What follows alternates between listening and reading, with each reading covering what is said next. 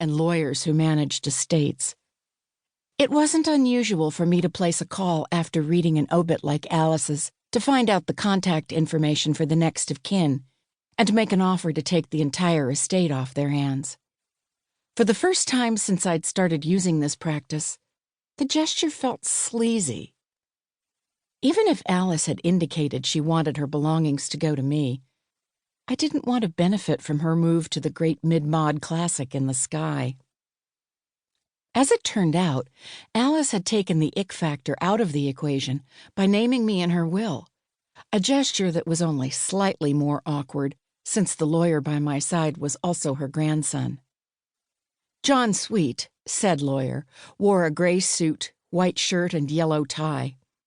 His brown hair had a faint orange cast to it that suggested his natural color was more salt and pepper. It was neatly cut and combed away from his face, and his brushed steel-framed glasses stood out against his skin. When I'd arrived at the pajama factory, he'd scanned my outfit in about the same amount of time it had taken me to scan his. Today I wore a pair of light blue narrow ankle pants, a matching cropped blazer, and white canvas Keds sneakers. Under the jacket was a yellow turtleneck. My blonde hair was pulled into 2 low ponytails.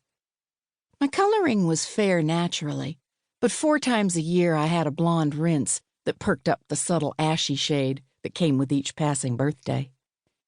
A month ago I'd turned 49, and I was starting to wonder what delightful physical issues would accompany the changing tone of my hair. I'd recently had bangs cut, which I wasn't sure fit on a woman my age. There are those who might argue that a woman my age probably shouldn't wear yellow and aqua, or ponytails either. You could make a case for the fact that I didn't care what people thought of how I looked. And you'd be right. I'm still confused. In all the time we spent together, Alice never mentioned a pajama factory. The contents of her house, including her wardrobe, yes. Are you sure this is right? That's what it says in her will, John said. Why didn't she ever tell me about it? I can't answer that. My grandfather owned the Sweet Dreams Pajama Company in the 50s. The company closed before I was born. The only evidence we had that it ever existed was what seemed like an unlimited supply of old-fashioned pajamas. You didn't know she still owned it until she came to see you? No. I assumed it had been repossessed by the bank. It's been sitting here vacant where the residents are mostly 4-legged and eat out of the trash. Another factory in the neighborhood was converted into apartments in the late 90s, but it's rare to make something like that work. Under normal circumstances, you'd have to clear the taxes on the property before taking ownership, but she said in the will that she has an escrow account to pay that money.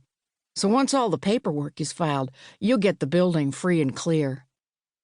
He paused for a moment.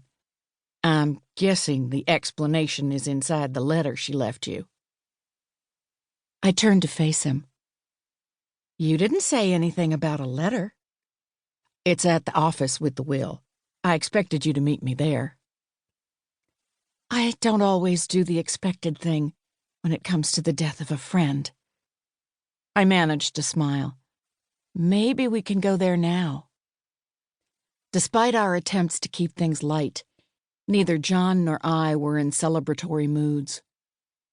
Even before meeting John, I knew he considered Alice's blue living room and pink bathroom a joke. Her husband, George, had been married once before Alice, and the children and grandchildren from that marriage had been raised as her own. But her husband had died almost 30 years ago, and she'd never wanted to redecorate. 30 years. While I stared at the long-abandoned building in front of me, I did the math. Alice had been 54 when she found herself widowed and on her own again. Only 5 years older than I was now. Maybe that's why she had always felt like a kindred spirit, even though she was from a different generation. She'd discovered her new independence late in life, too.